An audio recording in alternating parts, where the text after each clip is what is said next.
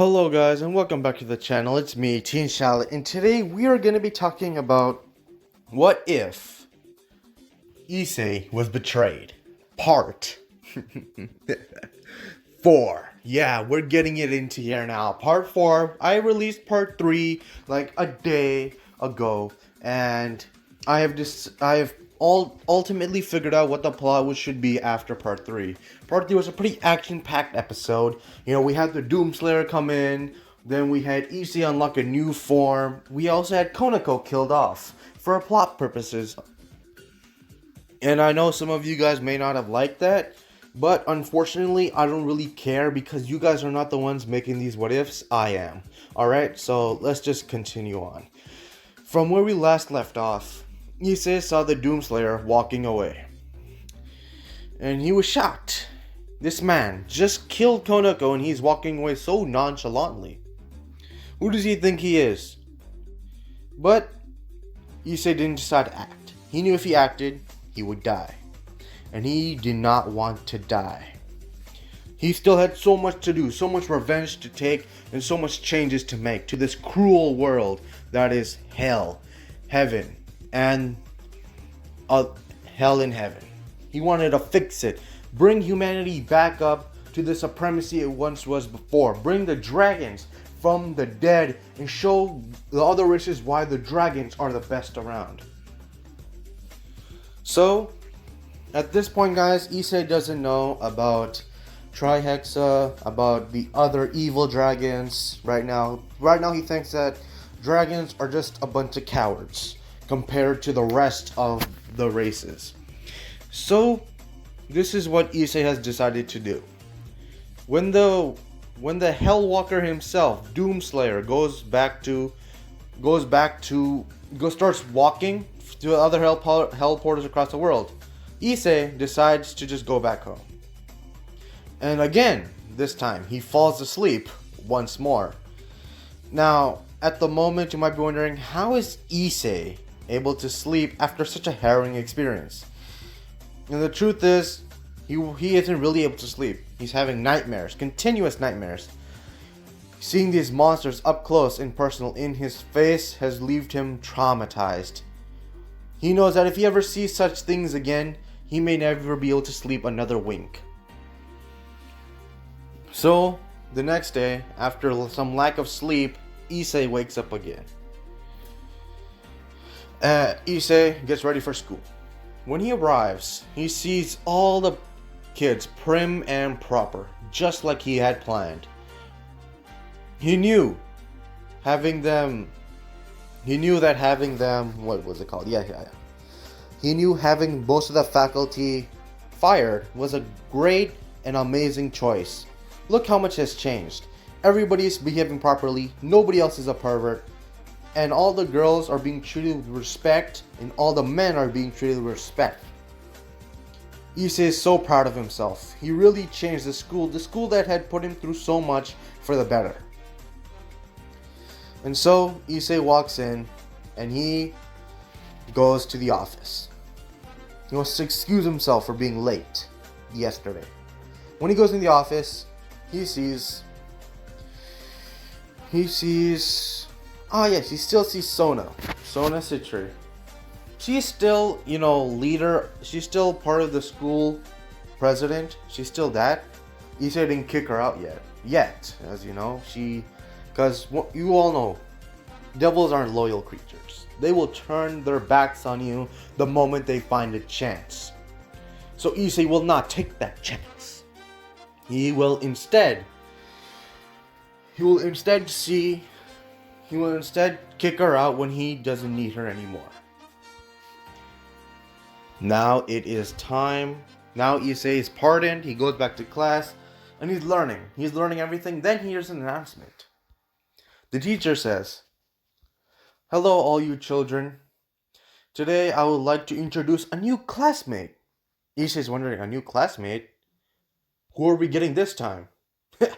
Hope it's a girl. I've been looking for some pretty women for my harem. Because don't forget, even though Issei may not be a pervert, he's a dragon. And dragons naturally have harems or multiple mates. Kind of like the CRA from Naruto, except this time he's a Dragon King. And, being the Dragon King means you have amazing genes. So, Issei is looking for a potential strong woman to father his children. So, Issei, Issei sees the woman, sees the person coming in. And lo and behold, it is Vali. Vali Lucifer has came in today. Issei is shocked. He didn't think Vali, of all people, would come to this school, to this place.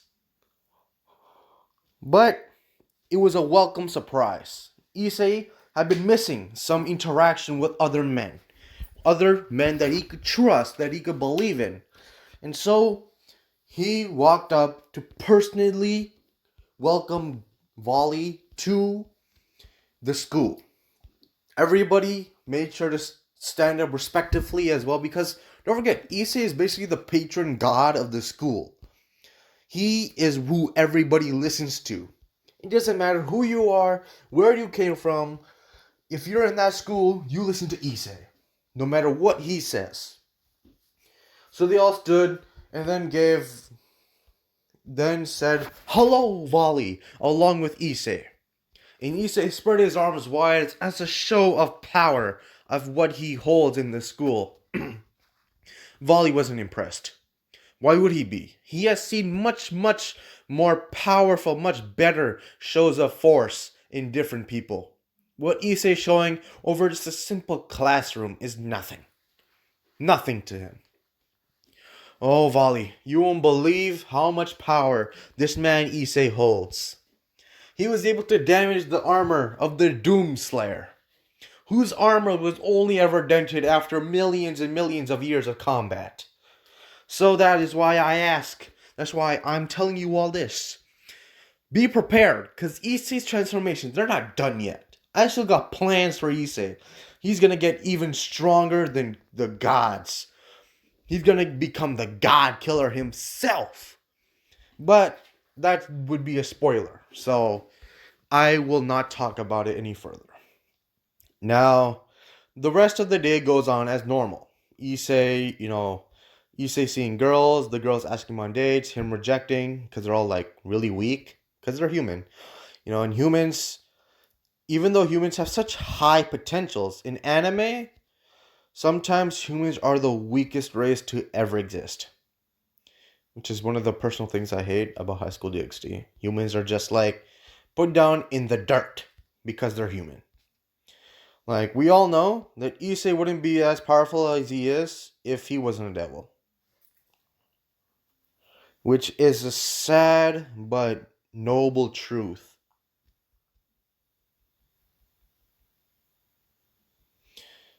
But let's talk about, okay, you know what? Yeah. So Issei was walking down once more on that road. The road that he saw when he was attacked by the imp. Lo and behold, there was another red portal. Instead of being beside him, this time it was right in front of his face, and out jumped many imps and demons.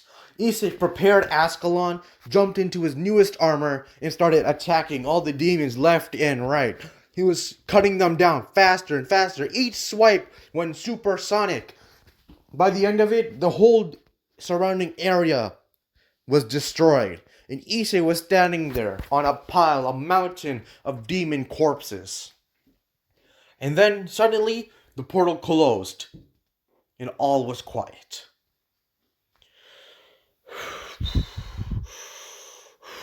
All could be heard was the breathing of Issei Hyodo, his panting breaths, after dealing with such monstrosities for such extended amounts of time.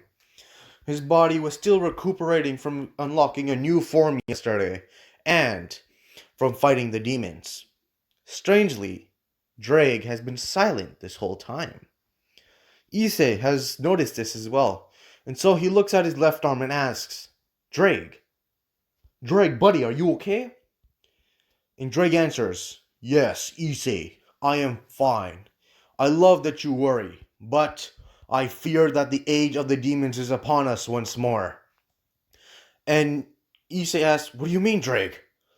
Drake then says, Issei, you may not know this, but long before the heavenly dragons, long before the great war against the devil, the fallen angels, and the angels, there was the one called the Doomslayer. The one man who went across the planet killing demons after demons. But this man one day disappeared. And in his absence were more and more demons than any supernatural being could ever handle. They slaughtered every man, every devil in every species they saw, until each of the devils, until every species came together and sealed them away into a fiery abyss known as true hell. Issei was shocked. He hadn't known this information before, now he's just finding out? Dre can sense Issei's confusion, and so he tells him, Issei, nobody was ever allowed to know, and those who did died with their secrets. I am only one of the few beings alive who know of what happened. For you see, I was the original one there to help with the sealing. My grandfather was there, I mean. He was a proud warrior.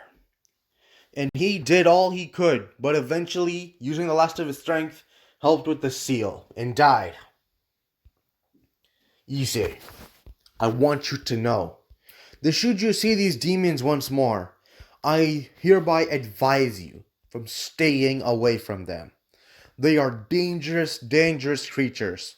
What you have fought now are nothing but a mere taste of what is to come further if the demons have truly returned. The only one that can save us now will be the man Doomslayer, the Hellwalker. Issei was shocked. He couldn't believe it. He met the Slayer, and Drake didn't even know. Issei was about to tell Drake that he met the Slayer when all suddenly came in another portal opened, and out of it became a tall creature, holding a weapon in his hand with two horns on his head. Red eyes stared at Issei. And Issei, who was still tired from his battle, could only go in Balance Breaker. Issei then went forward, took out Ascalon, and readied his blade. Both beings charged at one another. Issei swiped upward, but the demon surprisingly dodged and hit him up with a chop to the shoulder. Issei's whole left armor shattered into pieces. Drake was working overtime to fix it, but Issei's stamina was taking a toll. Issei now went on a one-sided beatdown between the demon beating on Issei, throwing him around, punching him over and over again. Issei screamed in pain. He couldn't handle this. This was the most pain he has ever felt in his life. Drake could only look on helpless as his charge was slowly dying from all the hits he was taking. Before Drake was about to take drastic measures. He was about to forcibly unlock Juggernaut Drive to save a semblance of Issei. He may die, but that was what he was willing to do. But from out of nowhere came a shot. And the demon landed down on his knees with a gigantic hole through his chest. And behind him, there stood a man, a tall man, a buff, tall man, wearing green armor. His helmet radiated blood. You could feel his eyes staring at you. His killing intent, raising the bar on killing intent. and all that could be seen behind him were the dead bodies of multiple and multiple of demons. For as you know, while Issei was getting his ass beat, the Doomslayer was just killing all the demons that came in through the hole, the portal. Issei just couldn't believe it. Here in front of him now was the same man he had met the day before. And Issei was honestly just shocked. He couldn't believe it. He couldn't believe that the Doomslayer was here standing in front of him. Even Drake himself, now conscious of what Issei was seeing, was shocked. He didn't believe that the legends of the Doomslayer were true. He just thought that the Doomslayer was just an ordinary devil or man that had died somewhere along the way, or was just a myth to help raise morale for each and every one of the species on the earth. But to see this man, this human, who had gained so much power, who has fought for millions and millions of years, to see him now was something he had never thought he would see. So, the Doomslayer walked over, stood tall, looking down on Issei. And Issei craned his neck up, looking at the Doomslayer, who was standing at 8 to 9 feet tall. And Issei asked, "What are you doing here?" And yeah, guys, that's where I'm going to be ending today's part of What If Issei Was Betrayed. This is more like of a setup because the part 3 we talked about Doomslayer's involvement, of his thoughts on Issei. Now we're going on to a legend that happened in the past about how, before Heavenly Dragon, the demons existed in the DxD universe, and that whatever happens in DxD canon universe is nothing compared to what I have planned. The trauma, the death, the blood, the destruction, all is gonna happen. So don't forget to stay tuned for part 5. This is Teen Shalit, out of here.